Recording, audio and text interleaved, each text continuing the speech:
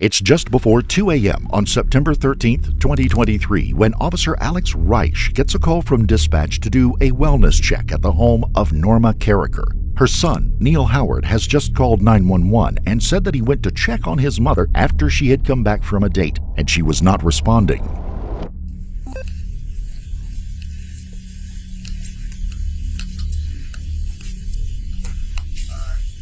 What's up? I hear the dog whining from the basement. Mom tells me she screws up the kitchen that she's got a date on the way. Okay. And she works like 3 jobs. This is the way I was raised. So I spruce up the kitchen, take all the laundry off the kitchen table, throw it in the laundry room. I don't want to see nothing. I guess it's that date on the computer or on the tenders or whatever. I don't know. I'm afraid to go in that room. I hear the dog whining in that room. So you live here, sir? I live in the basement, man. I opened heart surgery a year and a half ago. Okay. So what is your... I'm about to move out this weekend. Everything went silent. I hear the guy go out the back door. Okay. Is your mom okay? I'm scared to open the door. Okay. Where's your... I hear the dog whining behind the door. Everything just went shut up, and she goes, she turns the country music on real loud so I can't hear. Oh, she did that? My mom does it every day. Blast it. Some old sorrow country music.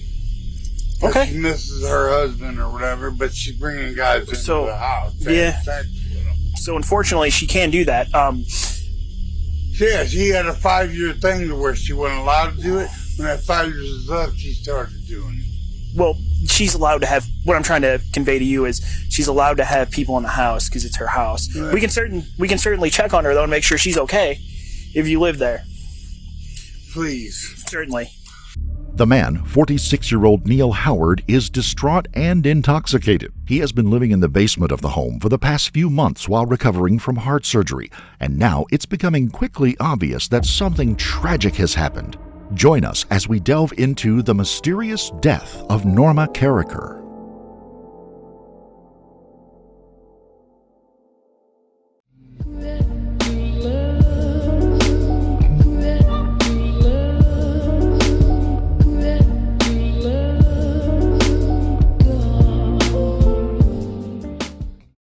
I heard the back door, the sliding door open, and she goes, "You ain't gotta go, you ain't gotta leave." So you heard her?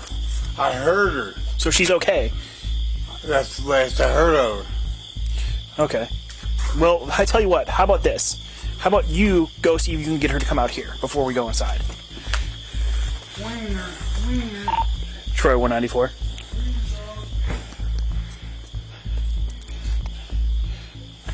Go ahead. We made contact with a son who is extremely intoxicated. He lives in the basement. He's going to try to get his mother to come outside right now. We are secure.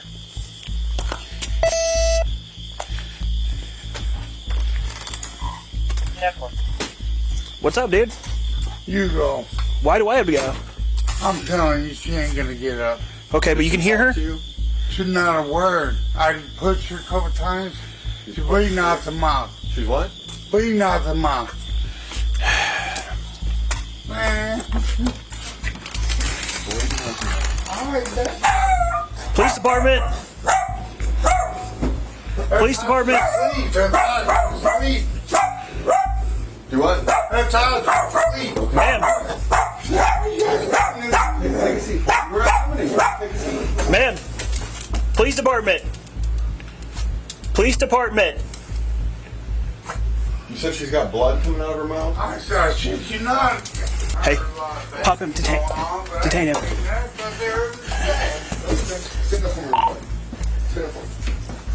Where'd that guy go? Turn around.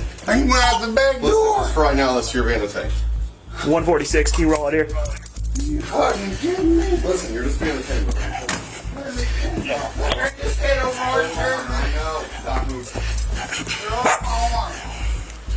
Have female bleeding out the face. Not conscious. Not breathing. Ma'am. Ma'am. Yeah, for Troy, roll you, man. Ma'am. Ma'am. Ma'am! Copy, female, not conscious, not breathing. Oh, fuck. Start me some other units, please. She said a male went out the back. She appears to be choking. Somebody strangled her. I'll be starting CPR. I'll put him in my car and go away. Walk me. As the patrolman continues to perform CPR on the woman, other officers and emergency personnel arrive on the scene as Neil is taken to a patrol vehicle for safekeeping. The perimeter around the house is quickly secured. Outside, other patrolmen congregate with Officer Reish to get their bearings on what has happened. Fuck.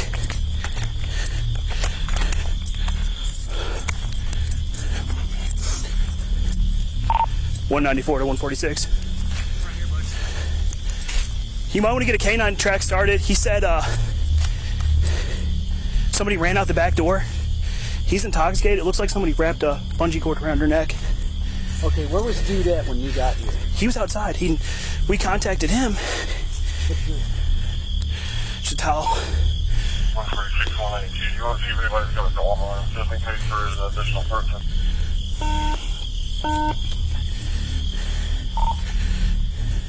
Affirmative, Troy, can you contact any agency that has a canine on for a possible track?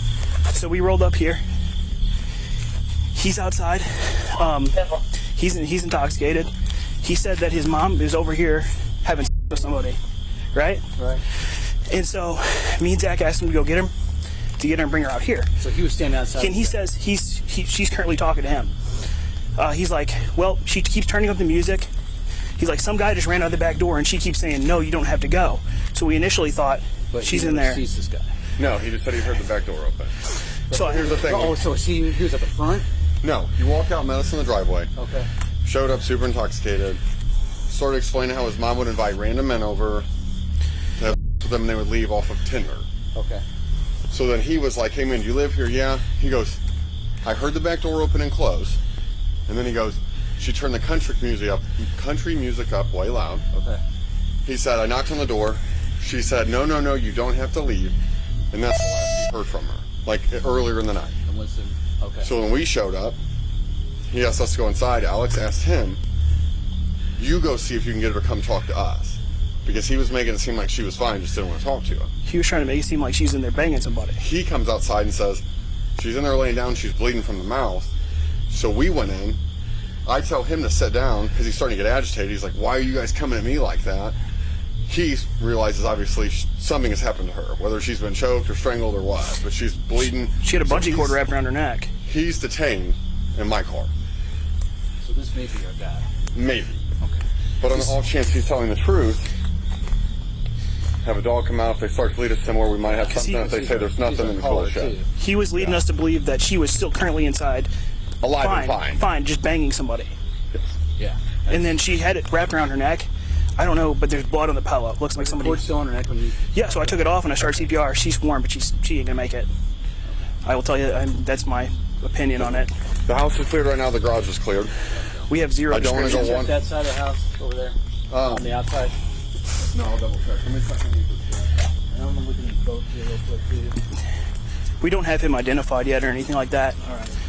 It's easy to get caught up in speculation, and the officers realize that their witness might not be completely reliable, either due to his intoxicated state or the possibility of his involvement. They have to look at all of the possibilities. If his story is legit, and he's in the basement, if whatever happened with her, and he's saying like somebody took off out the back door. Okay. But also, after he said somebody took out the back door, he made contact with her, and that she was fine. After he heard Yes, that. and I also asked, was there any other cars in the driveway? And he just kept saying, I don't know. Because if someone's going to come over here for a Tinder date or a hookup, I don't think they walk here unless I came from And her car is over here. for one low name. We haven't ran any cars yet, but I'll run those. either she wrapped that around her neck herself, but there's a lot of blood in that pillow. So, Or he may have done it in his intoxicated state. because he was making it seem like Control 92, 128. that he was with her after that, and he was the last person to see her. What do you think? Because he was saying out here. He's leaning towards him because he's so British. Because he was already aggravated.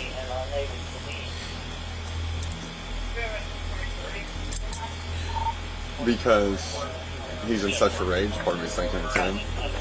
But once again, some of the stuff I've worked, it could also be somebody that came over for a little piece of ass and started it. He was saying when we were here, he's like, "Oh, she's still good."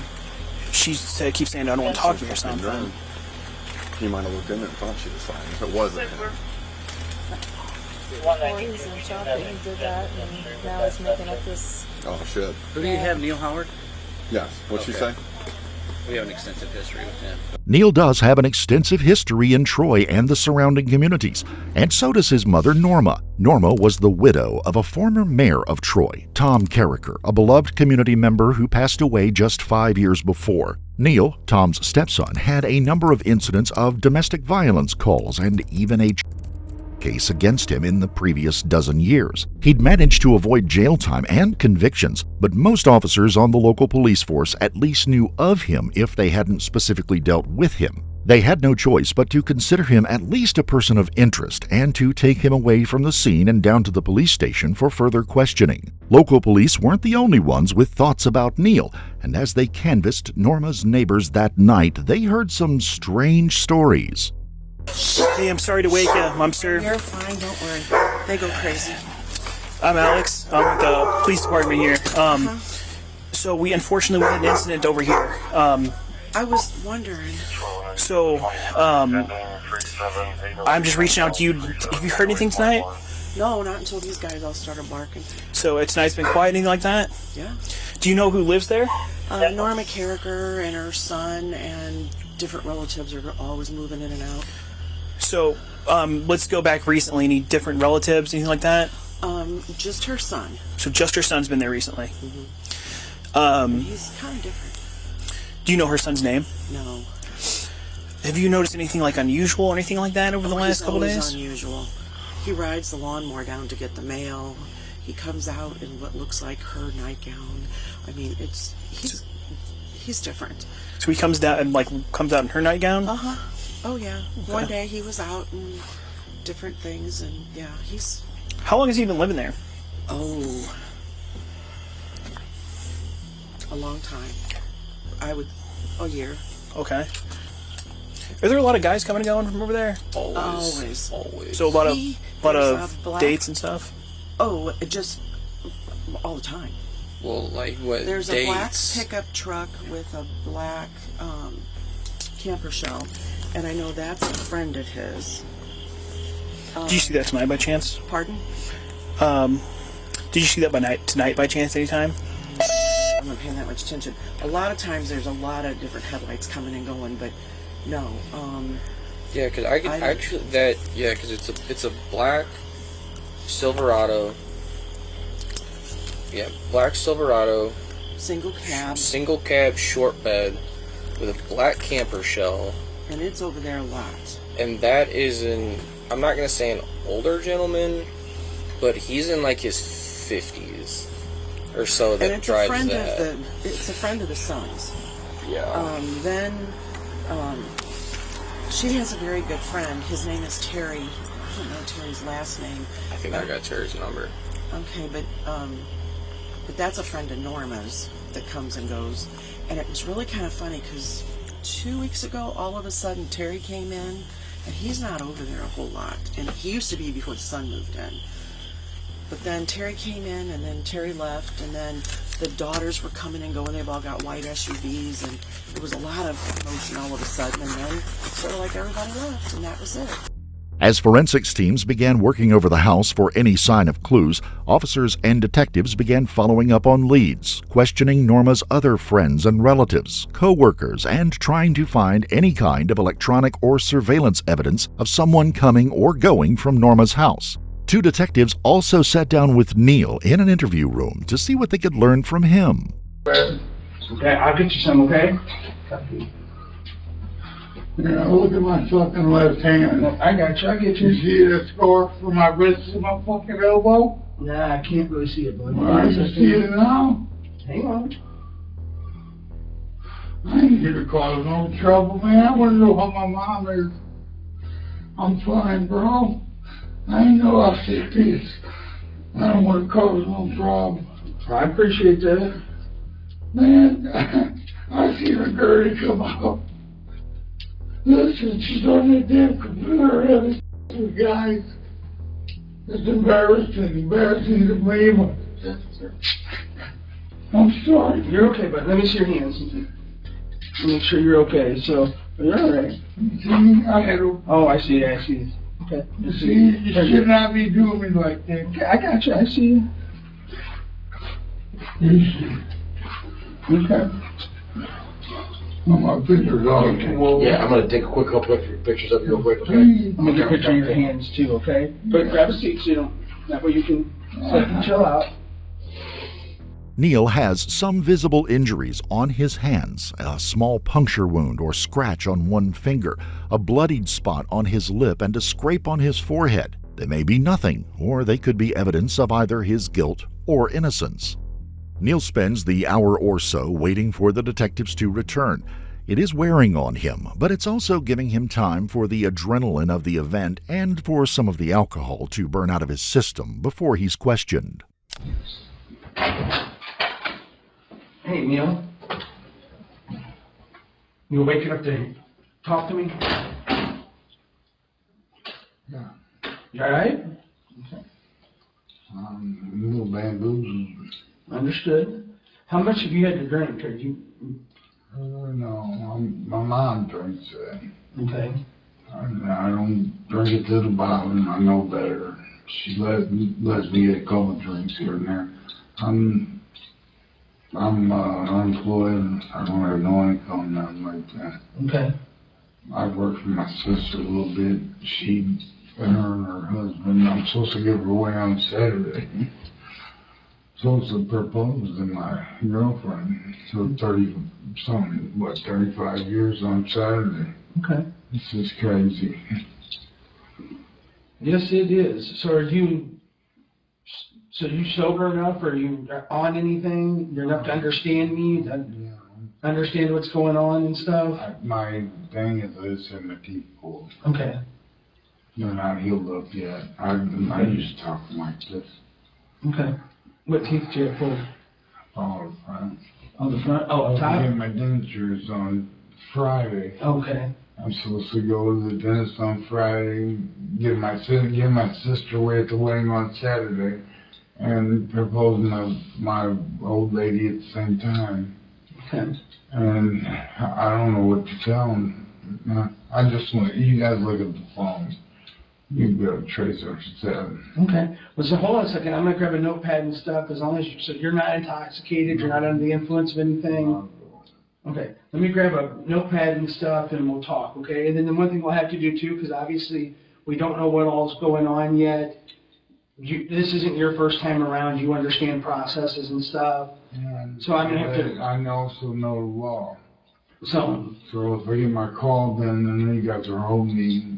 No, hang tight with all of that, okay? But just in charge, and this is not right. That's just none of that's going on right now, okay? We don't know what all's going on right now. So that's So let me grab a notepad. I gotta grab a form because then obviously because we don't know what's going on. Just for your own protection and the process of paperwork and stuff. Listen to me, going that square Hold on, but before I can listen to you for everything, I gotta have you sign your rights that you're telling me all this stuff, so I know what to do and what to go look at. Okay? You know that stuff. You know I have to do that, and then you can tell me all of it. My father, man. You know, I've been through the same thing with my father. Been through what? Look, if I know what I'm doing, then look. This is ridiculous. Second time this happened. Second time what happened? What you guys are doing right now. Let me read you your rights, sign it, and you can tell me all this, okay? I have to do that. No, I'm not talking to my lawyer, I'm going to say. Yeah, absolutely. You have I walk out of here. You have the absolute right for every bit of that. But if you want to help us with what's going on, I told you guys, go in this server and check her phone. We will do that. We're working toward all of that. But obviously I have to, before I can talk to you and you tell me all that stuff, I have to do my process. You know that. Right? You're thinking to let me walk out of here and this is wrong in every which way. No, we don't know what's going on yet, bud. I'm trying to tell you. I have to. My rights tell me I can walk out right now. I have to be able to read you your rights first, okay? But I know. So let's take care of all of that stuff, okay? I understand My that. rights over. Nobody's asking you to sign your rights over. I'm asking you to acknowledge your rights. That's it. Okay? You just said, let me get the paperwork, let me let you sign. Yeah, when I did that's this just an before, acknowledging rights. That's it. everybody got fired, alright? You can look it up, man. And it was acknowledged that I was I signed my rights for my mother, what happened there. I'm telling you guys, you can take me on record of what I've said. I don't have to sign anything. No, absolutely, you do not. You don't have to sign anything, but I still have to read it to you. That's fine. Okay? I'm willing to cooperate. And that's all we're doing. When I called the law, I didn't expect to get jerked around like that, and this and that and the other. They didn't know what was going on, Neil. That's why I got you here. That's why I got you a bottle of water. That's why I'm trying to find out what's going on. Where is Coins at? Oh, he retired a long time ago. Really? Yeah. He always treated me fair. Sure. I'm not going to do anything Not different like than this, that. but that is the mayor's self house. I know. All right, and they had an agreement with them. She had to wait so long to let guys come over and have sex with her. Yeah, whatever they're doing up there, man. We warned her that it was trouble. Neil is still pretty intoxicated, and he would later explain that he had been drinking throughout the day before, mixing vodka and Kool-Aid. He would explain that Norma also drank heavily throughout the day, even while she was working at either of her jobs as a waitress. They allow him another hour and a half of waiting in the room before returning to question him again. Yes, sir. All right, please tell us.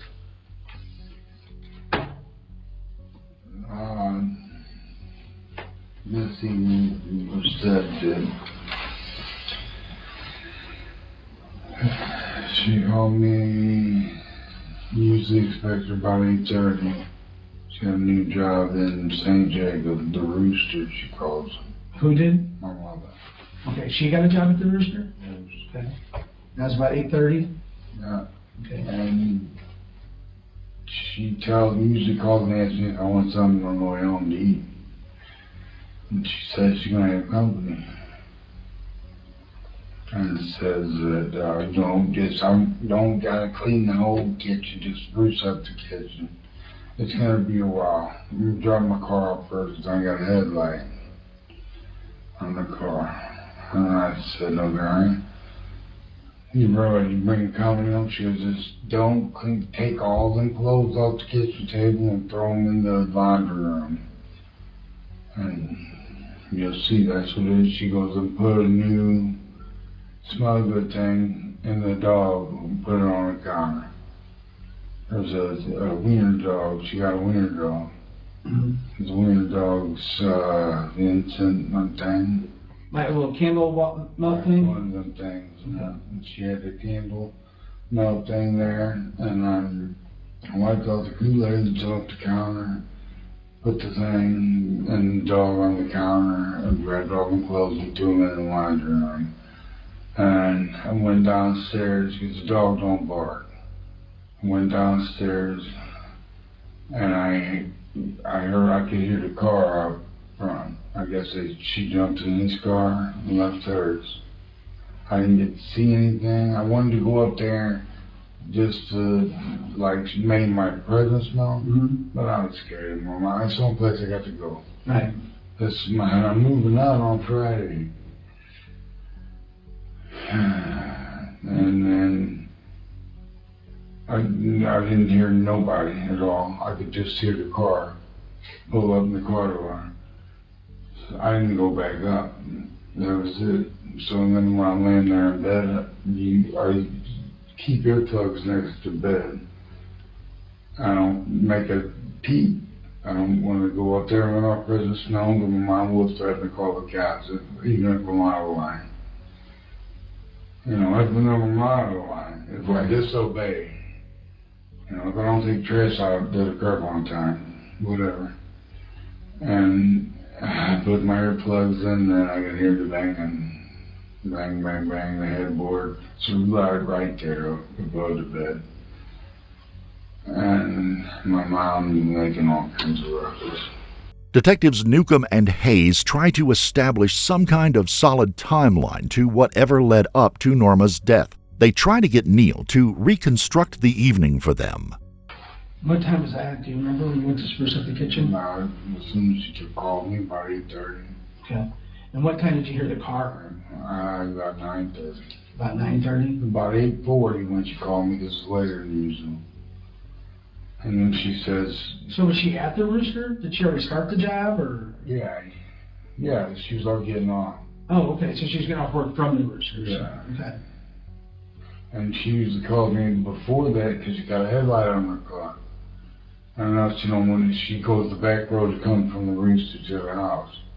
And she said, I'm going to park my car at the house and I'm going to jump in the car with him. So I get pulled over. And I knew she had the headlight on. Okay. Which car's hers? Made sense. The Ford. The red car? Yeah. That's parked right here at the back of the house? Police would be able to verify these times that Neil had given them by checking with the security cameras at Norma's evening job at the Lucky Rooster Pub and Eatery in nearby St. Jacob, Illinois. Exterior cameras would catch a glimpse of her Ford Escape being followed closely by a Ford Mustang. A friend of Norma's would verify later in a police interview that the man following her was one she had met through the Plenty of Fish app and had planned to take him home that night. The two vehicles would come back to Norma's house where she would leave her car parked in the driveway. A nearby speed camera would catch a shot of the Mustang leaving the Silver Creek area heading to the Timeout bar. The two would spend the next hour or so at Timeout, first going into the bar where it was obvious that Norma knew some of the patrons. Norma orders a mixed drink and the man later identified as James Carter from St. Louis ordered a beer.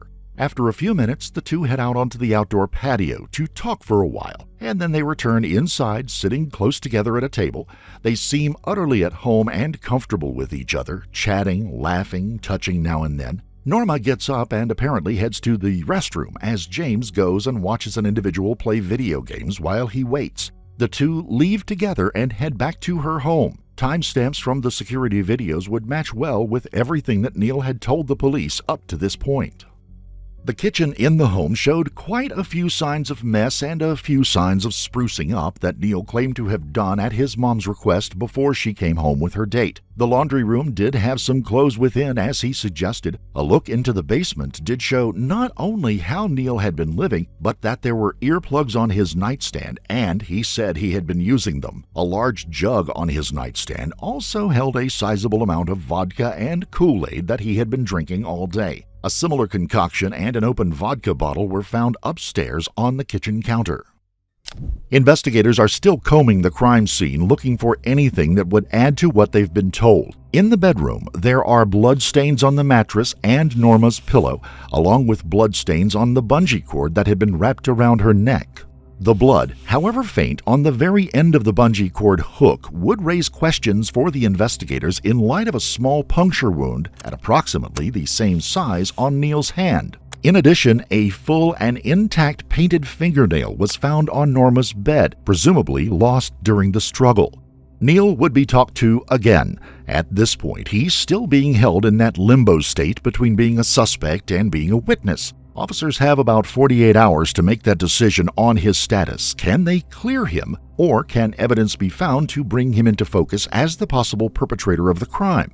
They apply a gentle bit of pressure and reassurance to see how he'll react. He's already told the story again, sticking to the main points that he said much earlier.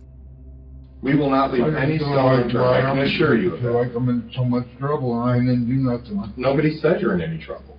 Nobody said you're in any trouble. Nobody did. Why am I here? Why did I get roughed around the way I did? Why am I in the cell? Neil, here's something you got to understand. When we get a call like that, I called. I know. The dog was whining in there. Something was, and then I heard somebody leave. I got you. And again, I don't know any of that. And I know that you wanted to tell me all of that, and I don't know any of that because I just got here to work. So I'm here fresh, and they told me that you were hungry, and I said, well, let's get his medication, let's get him taken care of. So this is just one of those things where I wanted to make sure that you got squared away. And when you started talking to me, you know more than I do. No. And so, you know, while you were taken in handcuffs, what I can tell you is that we just have one shot. We just have one shot, and we just want to make sure that we cover our bases, and that's all it is. That's all it is. Do you want me to leave? I'd like to keep not talking to my sister. Okay, let me go ask the lieutenant if I can make that happen, okay? Yeah. All right, hang in there, okay? Part of that one shot was making sure that full DNA samples were taken from Norma's body, the murder weapon, and the surrounding room and bedclothes. In addition, the broken nail was analyzed and scrapings were taken from under her remaining fingernails in hopes of finding some skin from the assailant that she may have scratched off in the struggle. In the meantime, detectives also spoke with members of his family, in particular his half-sister Jenny. What about Neil? Honestly, I haven't really had a relationship with Neil in years. Okay. Because of his bullshit, his drinking and drugging, and me and my husband cared for his kids. We basically raised his kids. His kids lived with us until they were adults. So there was a lot of animosity and stuff from him. Because he want to roll and try to act like a parent. Right. Okay. But yeah, I don't know. And I back in November, whenever I talked to my mom in the hospital, I told her that she needs to get him out of there because... And then they hit a very big wrinkle into who Neil had been, something that cast a harsher light on the man and his past. Listen, you know if him and Norma were getting along, if they fought, if they argued? I know there was an incident in Texas with him and his father, or he was implicated in killing his father, correct? Do you know anything more about that? I mean, we have two different dads. Right. So, I remember that. I remember going through that. I know it was in 2005. You know where in Texas? Mesquite, Texas. A deep dive into the records from Mesquite, Texas, a suburb east of Dallas, showed that in 2005, Neil had been taken into custody in connection with the shooting death of his father, George Howard. Police arriving at the scene said Neil had been found sitting outside of the house, his head hanging down, and he said he shot his father in self-defense. His story was that his father had threatened him with the gun, fired a single shot inside the house at the floor, and then pointed it at Neil. The two had struggled for the gun, his son begging him to put it down, and then it went off, mortally wounding the man. A grand jury would find that self-defense would probably be found in this case, and they were unable to return a true bill of indictment against him for prosecution. Norma's co-worker and friend would also touch on this incident when discussing the rocky relationship the woman had with her own son. What about the relationship with her son? Her son? Rocky, as all could be. Okay. I mean, she's always coming in complaining. He's a drunk.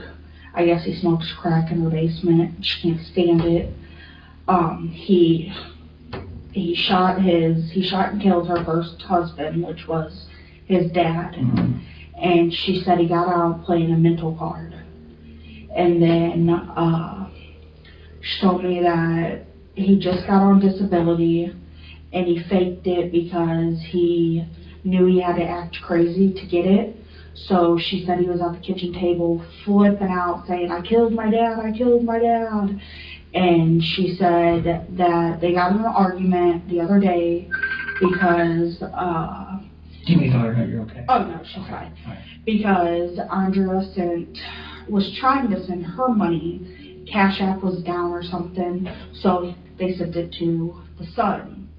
And he fought with her and argued, it's my money. And she said, no, it's my money and you're going to give it to me. Well, finally, they got into it, and she said, you best get downstairs, and you better get downstairs now. And she said... That was just the other day? She said that, He normally stays down in the basement, and she tells me he's the type where if she don't hear from him for a couple days, she'll bring her phone down with her, being prepared to call, because I guess he's an alcoholic. He drinks like gallons of vodka and beer a day. So she's always expecting to find him dead down there. But yeah. Do you know what Norma did with the money? With the money? From the other day that her daughter sent? No, I don't. I don't know what she used it for. I don't know what she did with it. Okay. Do you know if Norma drank? Norma does. And she hides it from Terry. Okay. And that's a daily thing. I think she's going to try to hide it from everybody. Yes, So- her daughter and everything. Yeah, Andrea. What about, do you know Norma ever used drugs? No. No. No. Okay. No, she don't. She is very keen on that, and she will voice it very loudly. Things were looking bad for Neil. He was there at the time of the murder, so he had the opportunity. He had the means to do it, as matching bungee cords to the one found around Norma's neck had been found in the home's garage. And potentially the most damning, a pair of surgical gloves were found in a trash can in the basement, ones that had suspicious staining and a tear on one of the fingers. It also became evident that even though there were security cameras all over the house, inside and out, none of them seemed to be working. Neil said that he had no idea how long they had been out. But what of the man who had been on the date with Norma? Neil said that he heard the two come in, they had rough sex upstairs, and then the door slid shut upstairs along with his mom asking the man to stay and not leave. Surely he was a prime suspect. Well, it turns out that the same traffic camera that pictured the man's Mustang heading to Norma's also videotaped it leaving her home at 11:03 p.m. And even after the man was located in St. Louis and eventually provided a DNA sample, he was ruled out as a suspect. While his DNA was found under Norma's fingernails and no one else's, it was decided that that could have happened during their sexual encounter. There were also trace amounts of his DNA on the bungee cord along with Norma's and Neil's, but it was determined that it could have been incidentally picked up from being on her body rather than being involved with the murder weapon. In addition, it could be verified that he left the scene some 2.5 hours or more before Neil ever called 911. Coroner findings of her time of death, the traffic video timestamp, and his cell phone tracking data would rule the man out as a suspect. Curiously, during the investigation, a video turned up made by Neil himself, filmed in the basement of his mother's home. The date the video was made was not given, but the subject matter would be chilling, especially in light of what had happened on the night of September 13th. We include it here in its entirety, unedited.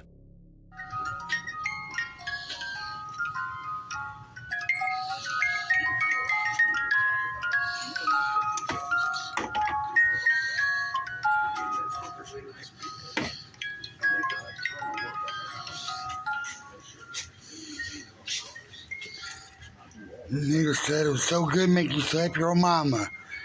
Somebody better come over here before that happens. Barbecue so good make you want to slap your mama. I'm gonna kill the motherfucker. In the end, Neil would be charged with murder in the death of his mother, Norma Caraker. It would take nearly 2 years before he would stand trial. He would spend that entire time in jail, unable to make the $3 million bond that had been set for him. The trial would go on for an entire week before it was sent to the jury for a decision. They deliberated for just 3 hours, rendering a verdict of guilty. Prosecutors would ask for a 45-year sentence for the man, considering his history of violence, particularly to women. But Judge Amy Mayer chose instead to levy a sentence of 30 years with no chance of parole during that time. He would be 76 years old before he would have a chance at seeing freedom again. His defense attorneys have said they will most likely file an appeal for that decision. We would like to extend our deepest sympathies to the family and loved ones of Norma Caraker, a beloved mother, grandmother, and part of the community of Troy, Illinois.